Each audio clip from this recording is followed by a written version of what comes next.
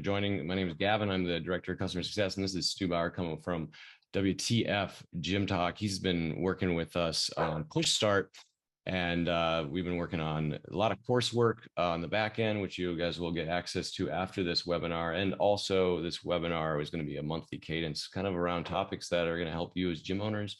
We want to make sure we're trying to provide some content that's going to help you.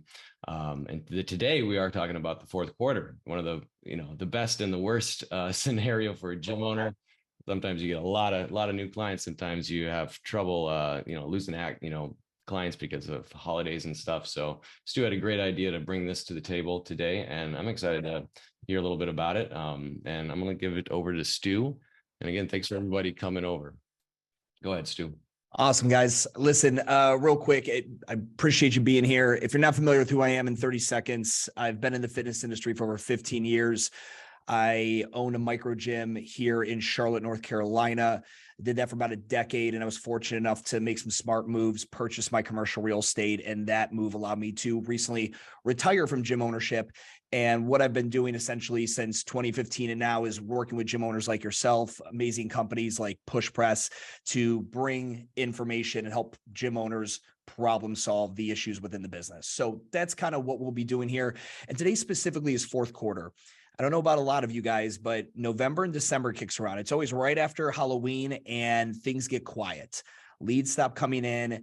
Member and attendance might drop down a little bit, and it's given. And those of you that are in the United States, the fourth quarter maintains the highest credit card balances, the highest amount of travel, and the most amount of like national holidays kind of condensed into a singular scenario. Add on college football games, New Year's Eve plans, holiday parties at work, and it's a very distracting time of the year.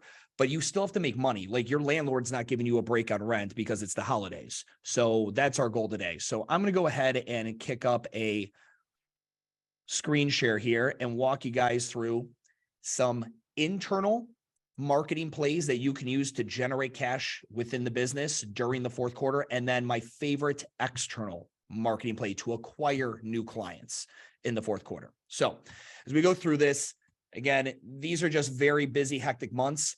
I'm a big fan of not selling the unsellable. If Sally, who goes to your, would potentially go to your gym, but she's gonna be traveling back to Buffalo, New York for 2 weeks out of the month, and then she's going to see her friends in New York City for New Year's Eve for a week and a half. Is it realistic for her to get started with a fitness program? Probably not. It's not practical. So gym owners who try to like force the round peg in the square hole here are going to have a very hard time. They're going to find their efforts a little futile when it comes to generating external money, meaning client acquisition, new people coming in during this period of time. Now, those of us that have been doing this for 3 years or so, if you're in the 3-year or more mark, you should have somewhat of a historic pattern established.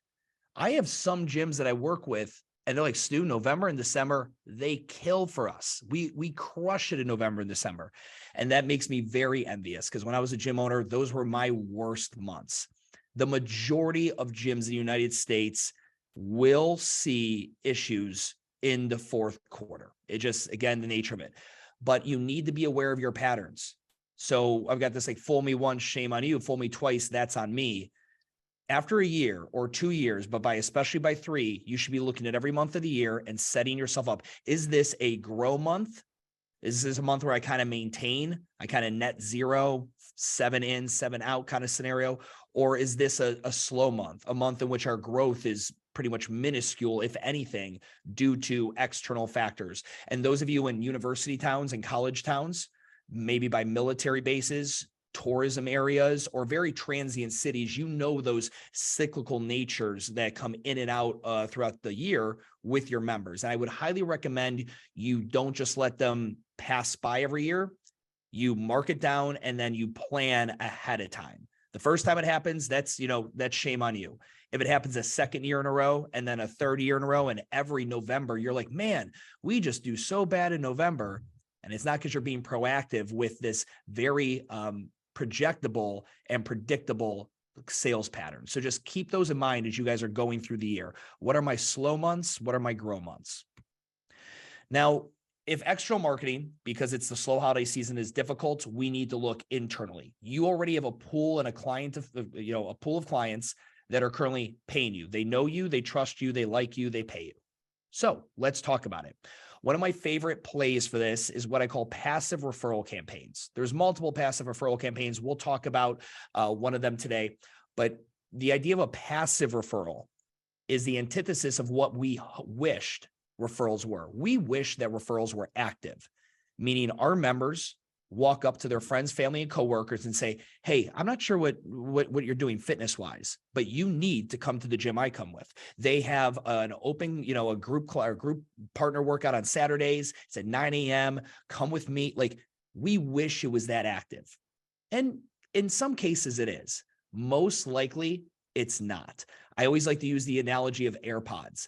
I'm an Apple guy, right? I'm an early adopter. Apple comes out with something, I buy it. When AirPods first came out, do you guys remember how you're like, what are those stupid cigarette looking things in people's ears? Those are awful. Like, what are those? Ooh, that looks ridiculous. Well, I was that guy. I was like the AirPods in the ears guy, walking around talking to myself like a psycho before it was socially acceptable.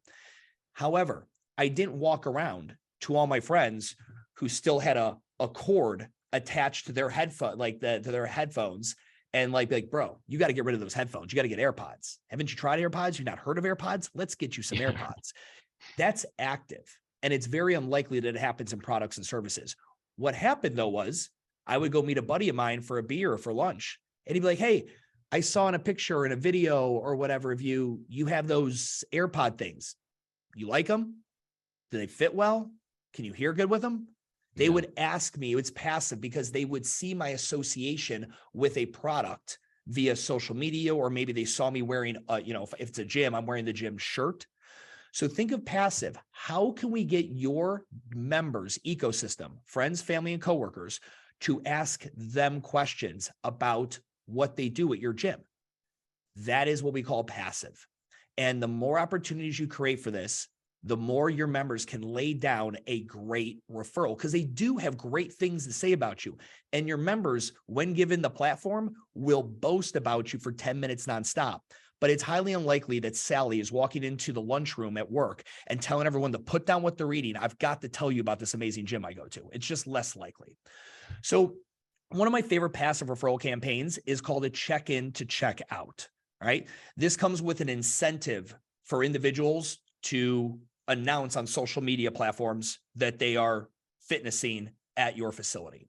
So we generally like to see people run this for 45 to 60 days, which fits in perfectly in kind of this like end of Halloween right into, the rough holiday period into the new year. Now, what you'll tell your members is that with this check-in the check-out campaign, and you can come out with something clever and more branded for your specific gym, but essentially we're going to go ahead and provide you either 1% off your monthly membership for every check-in you make, and we're going to put a few extra requirements on this check-in, or one entry with a raffle. A little learning lesson. The first year I did this, I did the check-in with 1% off. I figured 16% is what I would be eating per person. 4 visits a week, 16%. I am comfortable eating that money because I would have to spend about 3x that amount of money if I gave it to Mark Zuckerberg to run Facebook ads.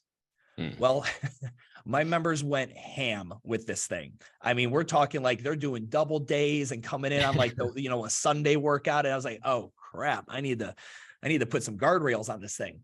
However, I've had other gyms run this with the percent, and it is motivating, but their gym didn't kind of run away with it.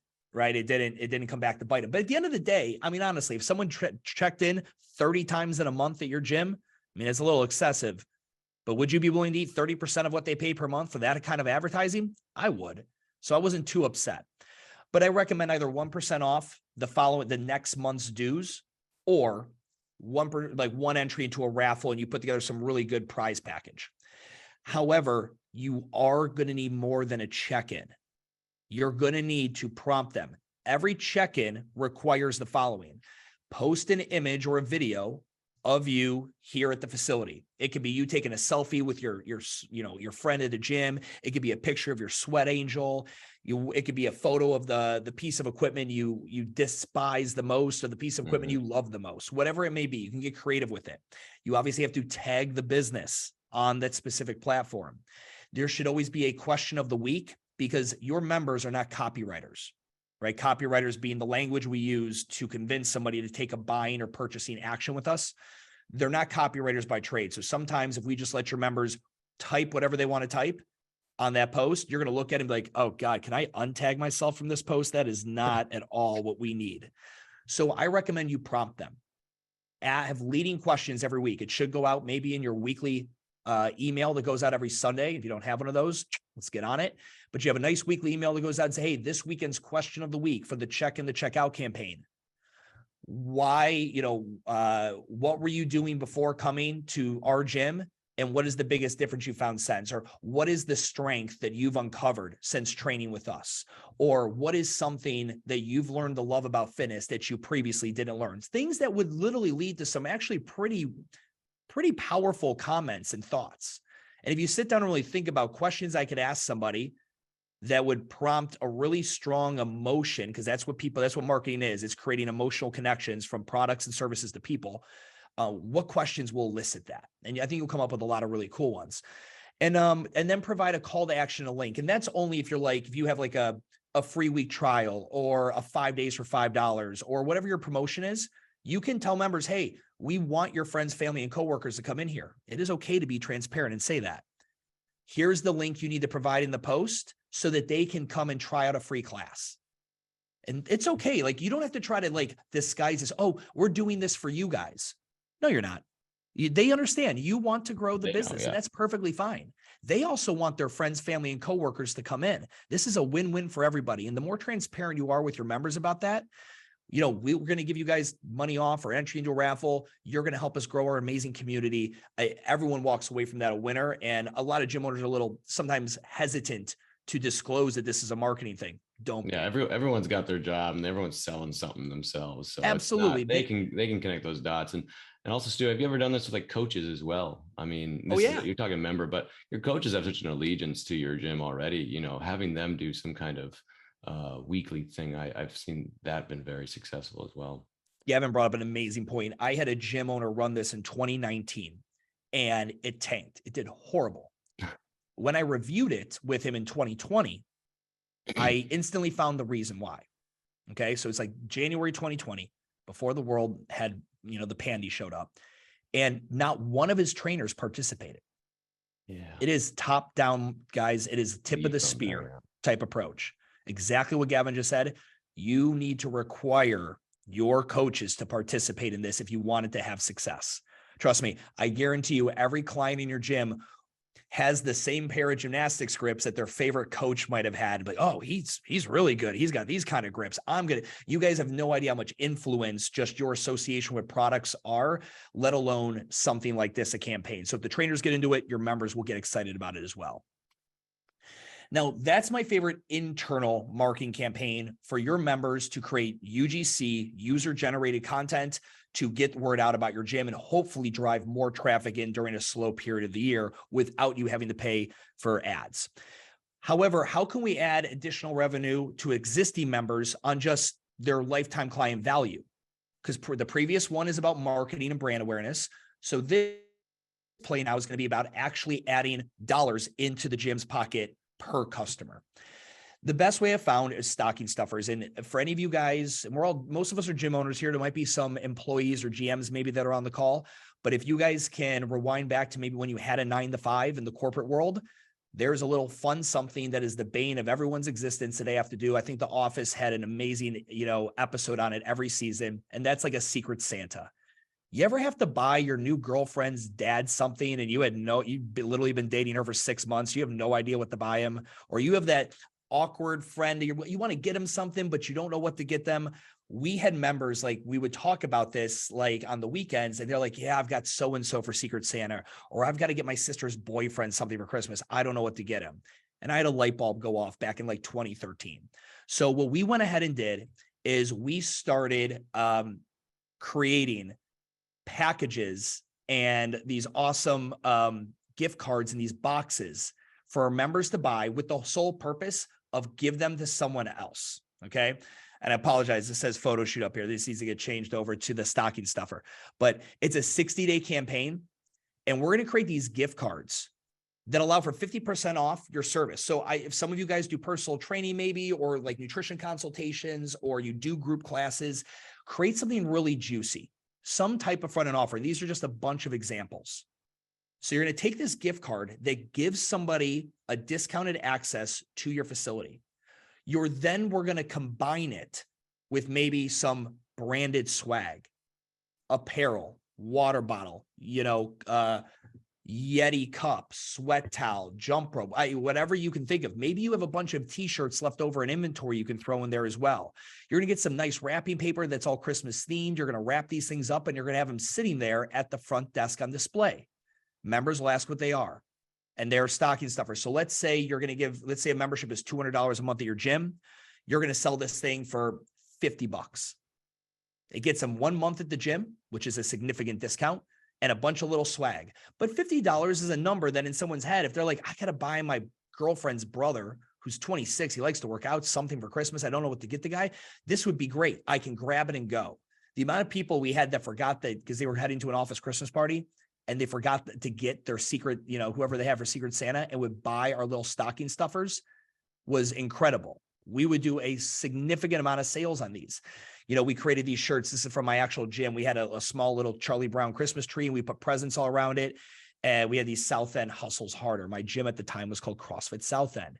But you can get on Pinterest and Etsy and find really cool, unique ways to package some things up. Essentially, all we're doing is we're selling a discounted gift card and some type of branded swag, packaging it up very thoughtfully.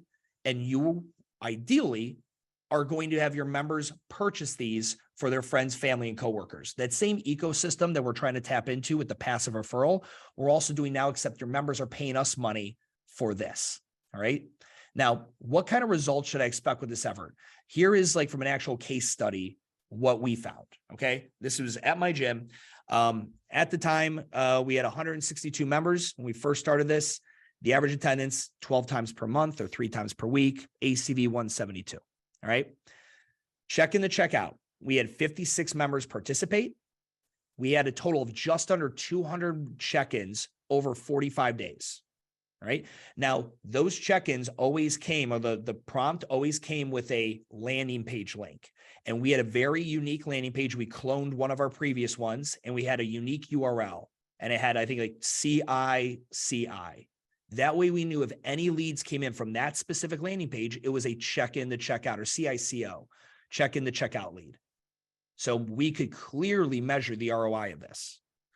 Now, that resulted in 22 prospects, meaning people who came in for a trial, and then we ended up closing 15 out of the 22. So we generated $2,550 in point of sale cash and point of sale EFT. So all that is that we collected $2,550 up front, but because it's a recurring membership, we're also collecting $2,550 on the EFT, the electronic funds transfer, the auto draft, okay, the subscription. On the stocking stuffer, with 22 members purchased at least 1 unit, that generated just under $2,000 in point of sale cash. All right. We're selling for $87.50 was what we were selling the discounted membership for 1 month plus the swag. Wow. 6 new prospects actually activated the gift card. But again, this is what we call the Groupon rule. If you're ever familiar, if you were around when Groupon was a thing, less than 30% of people who purchased the Groupon ever activated it, especially if it was a service. So 6 new prospects out of 22 would activate, which again, still it's good for me. I mean, it still works out mathematically for any gym. I don't care what you're charging per month. 4 new memberships were closed from that. So we generated an additional $700 in point of sale cash and EFT. Now that $700 is now recurring. Okay. But we got a nice punch of cash up front. These are, like I always tell you see these ads, right? Results not typical, right? It all depends. There's many variables that go into this. This was just one gym's example, one storyline that I have of this thing. The key is that you're not standing still, guys. The key is that if you have members internally who love you, trust you, pay you currently, That's the easiest source to get money from. Those current people. Those are the two plays I recommend. However, here is my favorite play for the fourth quarter to acquire new money, additional clients. Buy now, pay later. If you've ever bought something on Kickstarter, if you've ever signed up for a marathon, you have paid for something that has a date in the future in which you will have the gratification of whatever you paid for. Okay. We do this with concert tickets. I mean, this is a common thing we've all done. We've paid a lot of money up front for something we will not see an instant gratification on. Funny enough, that's the entire fitness industry. I know a lot of people in the salon industry, and I do some business consulting in that space. And the thing I always say is the only difference between the salon industry and the fitness industry is that salons sell instant gratification. If a woman walks into a salon and drops $500, she is going to look the bomb when she leaves there. She's going to instantly look different. You go to a gym, sign up for some personal training and a membership for $500, you look no different probably 6 weeks from that. You feel different.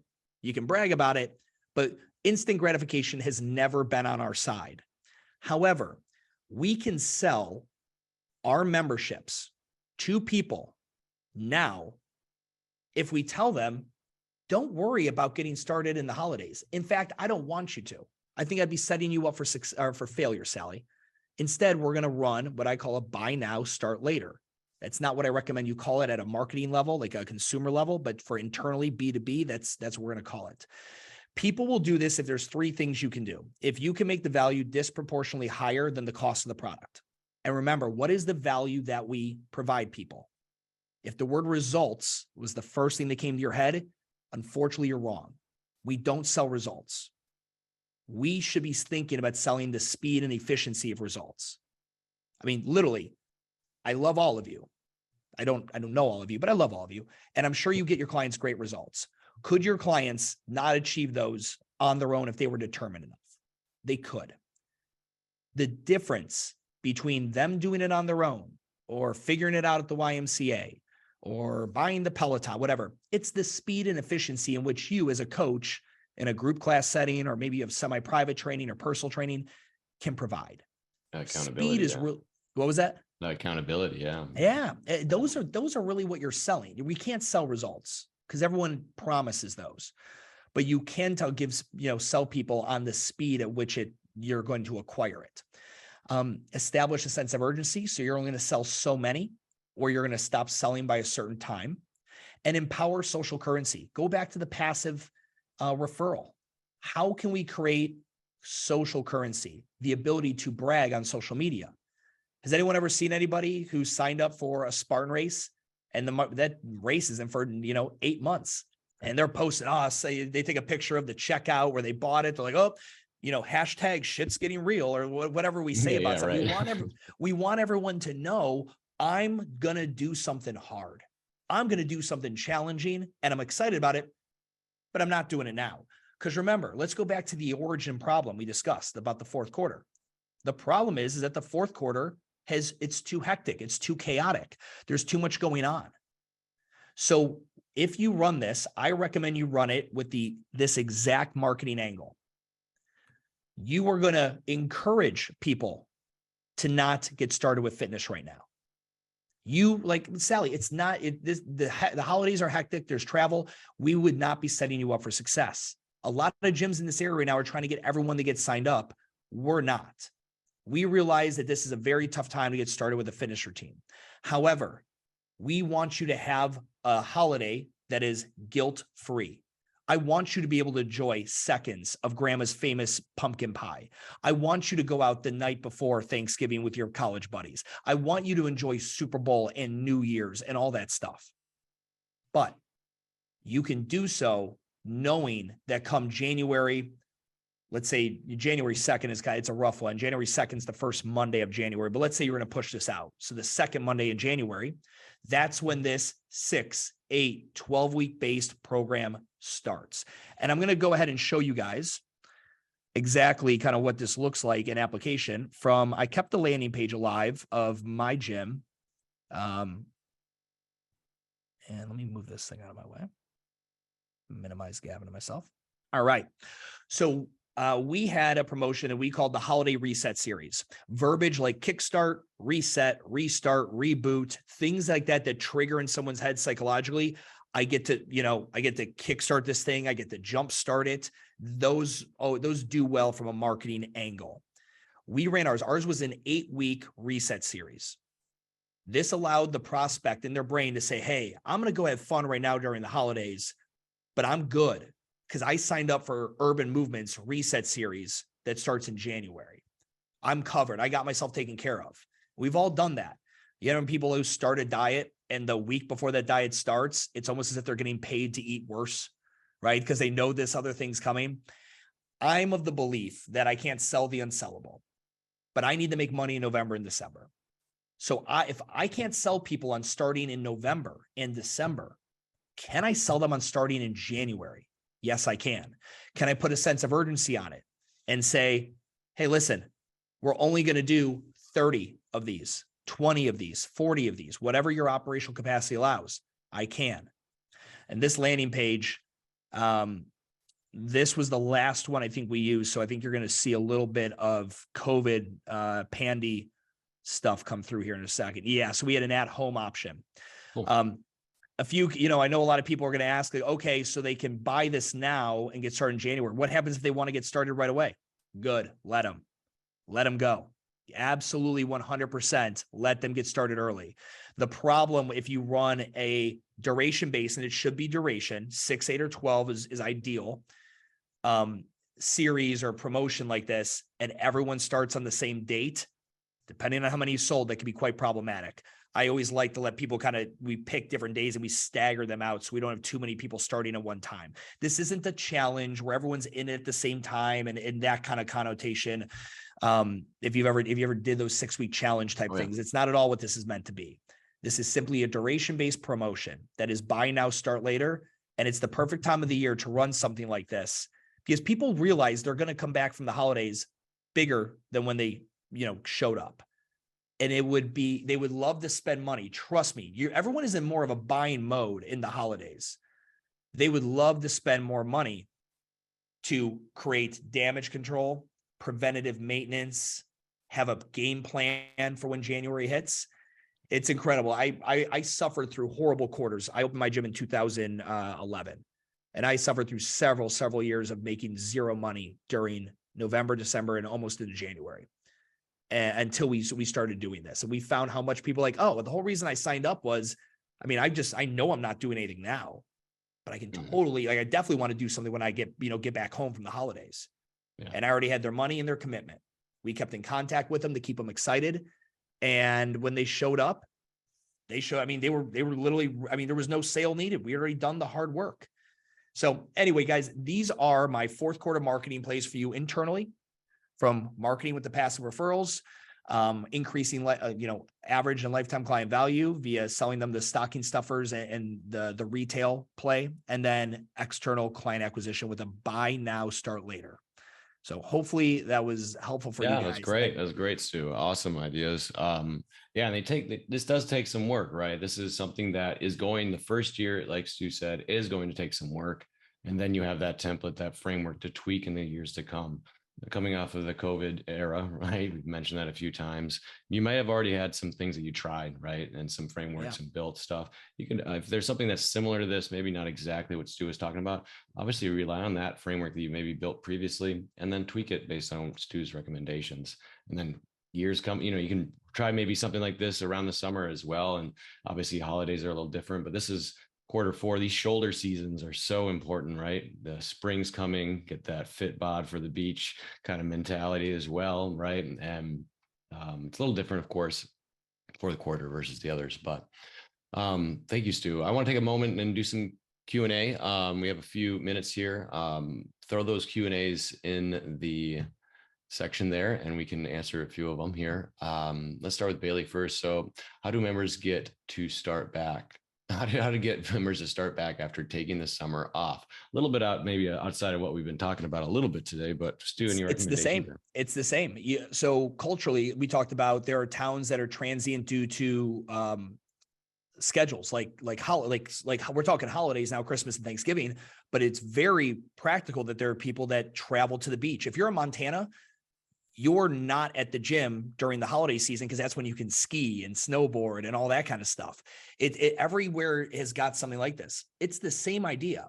Your culture, if they migrate to the beach for the summer, taking time off, you're running the same play. Like, hey, listen, I'm not going to try to get you to sign up for a summer thing. You know, we realize people are going to the beach and they're on the water and blah, blah, blah. However, come fall, when the kids go back to school, or when it's time to get, at the end of summer, it's time to get back in, you can still sell something like this. Now, if you're saying get members to start back, which sounds like you had a member and then they canceled and they're coming back in afterwards, that should be either the easiest thing or the hardest thing. They already know you, trusted you, and paid you. There's no reason they shouldn't come back seasonally. If they're not coming back seasonally, there might be some more investigation that needs to be done there. But if you're simply looking to run an external marketing campaign, just like that holiday reset series, you can. I have gyms that do that, like up in Montana. When it's ski season and their gym's empty, they run it for when after the skiing's done. It's, summertime, and all you can do is dirt biking or mountain biking and stuff like that. So it's all the same. You just have to know, again, going to slow months and grow months. You got to know your climate and your culture to know when to run stuff like this. Good. Ellen here. What system do you use to track social media check-ins? So they're doing those check-ins. How do you track that, Stu? Social media. There you go. There we go. Yes, it's manual. I apologize. Very analog. But you probably have a front desk person or a coach that you could pay a flat sum of money for, and every day just go in and tally the check-ins, but it's right there on your social media. You don't need a platform for that or anything. I don't know of any third-party social media planners that track and report check-ins. Unfortunately, it's going to be manual, but I don't think it's going to be something that's so overwhelming that you can't, handle that lift. Well, and there's some insights and elements in Instagram and Facebook. Yeah. You can pull from on story mentions and stuff. But yeah, I think you probably want to get ahead of it a little bit. And if you're worried about keeping track of that, that's where you cap the amount of people that participate maybe too, if you obviously can't keep up. But yeah, Lee says, hey, buy now, start later. This is a genius idea. Thank you. Well, thank you, Lee, for saying that. There's a couple of people that have asked about, I will just maybe lump these together, the slides and some of the more refined elements, like, where you post, that landing page, is that shareable? Are these slides shareable? I don't know. Sure. Yeah. I'm more than happy. I will, I'll provide Gavin the link to the landing page that we used. And if anyone just wanted to use that for inspiration type scenario, more than happy to.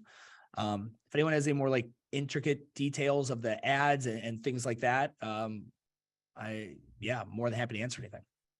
Cool. Yeah, we are going to be hosting this recording on a site that you can go ahead and access, and those slides and that link, we can put those in junction with the recording. So y'all will be getting that sent over after this is done. Let's see here. We got about maybe 5 or more minutes or so.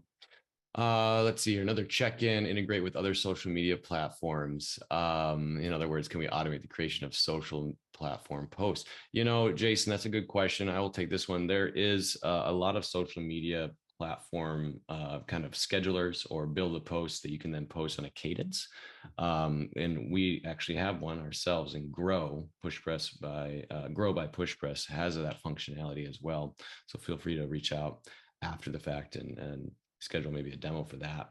But there are other third-party options where you can build their posts, schedule them out. Certainly really smart during the season, this fourth quarter holiday season, to have those posts already built.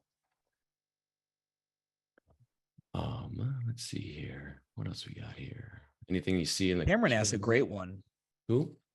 Cameron, any tips for ad strategy, budget guidelines, testing ads, or just see what engagement is? For everyone here, if you grew up in the 6-week challenge from Mosey days, let me tell you something. Your best bet these days at the cost of running ads is to be posting organically 3 times a day, an AM, an afternoon, and a PM on each of your 2 big platforms, which are probably going to be Facebook and Instagram. If you're doing this, you can then go and look at the insights of those posts and see which ones perform best. That's how you run it. That's how you go about running ads. When you look at a piece of creative that you've posted 4 times, because you should always be posting things as reruns. And 4 times, this one photo always kills it. We get the most engagement on this one photo. That's the photo you use. You don't ask any questions about it. You don't need, that's the one to use. The copywriting for an ad like this needs to be similar to what I was saying, essentially inviting the person into the conversation. Hey, are you interested? You want to get into a fitness routine, but unfortunately, November, December are pretty much shot for you with travel and holiday plans. No worries. In fact, at CrossFit ABC, we're a big advocate of not trying to get started in the middle of a hectic holiday season. That's why we created our 8-week reset series. Our 8-week reset series allows you to get signed up for 8 weeks of fitness and a program, blah, blah, so that when you come back from the holidays, you can rest assured that you have a game plan to get your body right by the time spring and summer comes around. If you're curious, click the link below and one of our coaches will be in contact with you. That's the kind of copy I'd be writing for an ad. Yeah, great. That's awesome.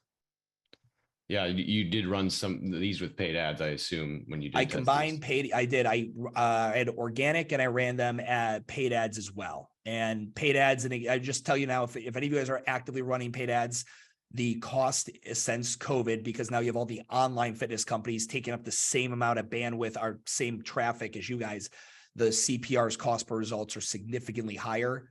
I'm generally of the belief that unless you have a minimum of $3,000 or more per month to run towards ads, it's not worth the time or the money. So, Irene, you can definitely use what Stu just said on the recording as your ad if you want. Yeah, feel free to steal that. Got to send him money though when you're successful. I think that kind of says which one of these should we do, says Michelle. Stocking stuff or passive referral. I think if you don't have that ad capacity, that dollar point, Stu, you can tell me if I'm wrong, but I would maybe try to do some of those more internal ones maybe this year if you're a little worried about running that stuff. I would agree. I mean, we're sitting here November 9th for you to think about the offer logistic, pop up the landing page, all that. It might be a little tight. I would maybe start on the internal plays that we discussed first, because again, that's your fastest money guaranteed is right there. And then you look to maybe next year or even start working on it this year. And worst case scenario, you don't get it out the door quick enough, but you're 50% done and ready, and you have it ready to go. And just again, guys, think of quarters, like never think month to month, think quarters. So in quarter 3 of next year, you're planning for quarter 4. Quarter 4, you're planning for quarter 1. You're always planning a quarter in advance. And that should hopefully help you guys constantly stay proactive instead of reactive. It's easy to say, but it's hard. It's so easy to say. So hard to plan. I get that. Use the tools. PushPress has a lot of tools to help you with this kind of stuff too. I know you guys are all clients, so you guys maybe just use the core product. There's Grow and Train to help with a lot of different elements and promotion. So certainly feel free to reach out in our chat in the app to ask more questions about this. And I think last but not least, we'll finish with this one. Anything you see local efforts that could help outside of internal plays. And I think maybe what they're saying, reaching out to maybe other companies in the area, other businesses. I don't know. Have you done anything like that? I think a lot of you guys are going to have a bunch of random perfect avatar clients all gathering for a turkey trot in your town. And I bet you that the organizers, A, would love volunteers, B, might even want a fitness professional to have like a stretching and a warm-up station, something that you could potentially run with. I've seen a lot of fun results with that. We just missed October. October is the best month to do this. Breast Cancer Awareness Month is the largest 501c3 initiative in the United States, and offering free workouts for people to come in and make donations. And you partner with a local organization who has an email list of 10,000 people in your town, and they do the marketing for it. Like, there's so many great things we can do right now. 5Ks, turkey trots are great. It just, again, unfortunately, guys, this is a hard time of the year to get out in people's faces and essentially try to be a part of what they're doing right now, because everyone is so hectic and busy. But the turkey trot is a good one. Other than that, if you have local B2B connections, you're doing a pop-up workout outside of a coffee shop. Hey, coffee shop, you're local in town. I'm local in town. We're right down the street from each other. What's your slowest day? Well, Tuesday mornings are pretty slow. What time do you open? Well, we open at 7 a.m. Awesome. I own the gym down the street. If you help me advertise, I'd like to offer a free workout out here in the parking lot or whatever it is at 6 a.m. 3 Tuesdays from now. Anyone who comes, it's free. They have to fill out my waiver, lead generation. And maybe you offer them like a discount on some coffee. That way you get an influx of traffic of customers coming through. Take that same idea, contact the local brewery in town. Hey, local brewery, what's your slowest day? Man, Wednesday nights are bad. We've been trying trivia, but nobody likes trivia. Huh, awesome. I own a local gym in town. What if we go ahead and we do a pop-up workout in your parking lot? Blah, blah. You guys see where I'm going with all this. So businesses that need customers just like you do, partner with them, especially if they're local. They're mom and pop. They're part of Small Business America. It's what we call B2B marketing. You guys are looking at probably the same people. They're looking for them to buy their products. You're looking for them to engage in a monthly service. So that's really where I think a lot of the opportunity exists all year round. Right. And Andre, will the Grow team help us create landing pages if we need this? The Grow team will definitely help make sure the framework and the execution of this is done well with the product. I would say fall onto Stu's recommendations, his landing page to create the actual visual content. That's something you'll obviously need to do. And it's certainly something you should do, right? As it's your gym and you know what you're going to be promoting, but the Grow team can certainly help make sure it gets on the website that you have with Grow and PushPress, and also that it funnels correctly into workflows and try to get those conversions. And any Google ads, obviously linking those Facebook ads and Google ads through the product as well. So definitely have a lot of resources on your side to make it functional for you. All right, cool. I'm going to go ahead and cap the webinar here. I think we had a lot of great questions. Stu, a lot of good feedback. Cameron says, hey, thanks a lot for the content on YouTube. So obviously great. You're beloved by many of these PushPress clients. Thanks for everybody joining. This has been great. We're going to let you get back to the rest of your day. We're going to be doing this on a monthly cadence. So the next one will be in December sometime. Topic is still up for debate. We are figuring that out, and you'll be first on the list, obviously, to know about that. And we are also going to go ahead and take this recording and put it on the PushStart coursework, basically. And there's going to be a place where you can watch the recording. We're going to put the slides up and the link for Stu's Reset series landing page. And then we're also going to be able to allow you to access some of our PushStart coursework, our free coursework, which Stu has also been part of creating. So you'll see a friendly face there, and you can start to work through that. It's really coursework built around all different aspects of owning a gym and having a business.